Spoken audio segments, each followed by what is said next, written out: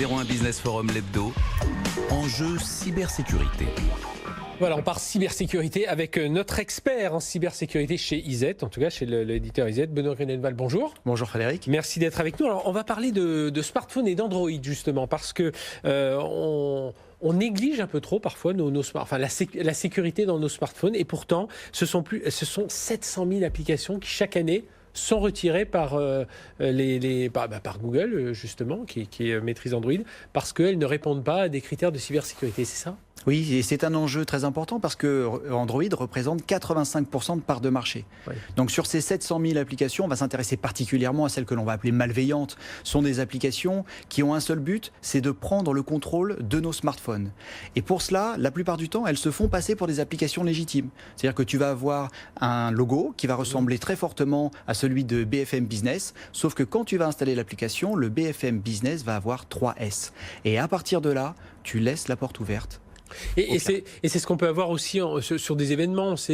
Là il va y avoir il va y avoir Roland Garros au tennis. Voilà, on va dire tiens, je vais télécharger l'application tennis Roland Garros et puis qui m'a l'air sympathique. Et puis en fait, oui, c'est ça. Il y a même à travers des événements comme ça, on peut télécharger sans faire attention ce type d'application. Complètement. Et on voit beaucoup d'applications qui vont se faire passer pour des applications météo, des applications qui sont vraiment utiles, qui peuvent d'ailleurs parfois donner la météo, mais qui en fait vont permettre aux pirates d'avoir accès à l'intégralité de tes informations et de pouvoir réaliser ce que l'on fait d'habitude sur les ordinateurs. Ça a quelles conséquences là, par rapport à un smartphone, par rapport à un PC ? Est-ce que on est dans le même type de gravité qu'on soit piraté sur son smartphone que dans son PC? Parfois on a l'impression que c'est moins grave sur le smartphone.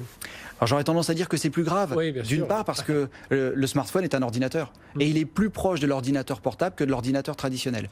Ensuite, on va avoir les menaces similaires, c'est-à-dire les ransomware, les prises d'informations. C'est-à-dire que si on est une entreprise ou un particulier, on peut se faire prendre ces informations par ce biais. Et puis on va également avoir des applications spécifiques que l'on ne retrouve pas sur les ordinateurs, de type paiement, banque en ligne, etc. Parce qu'on a toutes ces informations théoriquement. Exactement. Si on a la carte enregistrée, tout ça pour les portefeuilles électroniques. Donc il faut bien verrouiller ces applications et être conscient que l'on a beaucoup d'informations sur ces smartphones. Alors aujourd'hui, on est dans l'univers de l'entreprise, mais voilà, qu'on soit particulier, qu'on soit entreprise, comment mieux se protéger ? Alors on sait que les entreprises ont des gestionnaires de flotte qui peuvent interdire le téléchargement ou alors l'autoriser dans certains cas, ou insuffler, en gérant tout ça, ils insufflent des logiciels de sécurité. Mais comment ça se passe ? Ça se passe assez simplement. Quand on est face à un smartphone, on est face à un ordinateur. Donc la première chose à faire, c'est de mettre à jour son système d'exploitation, de vérifier la mise à jour des applications, d'utiliser un VPN. La deuxième chose, c'est l'utilisateur. Plus que jamais, il faut mettre l'utilisateur au cœur de sa sécurité.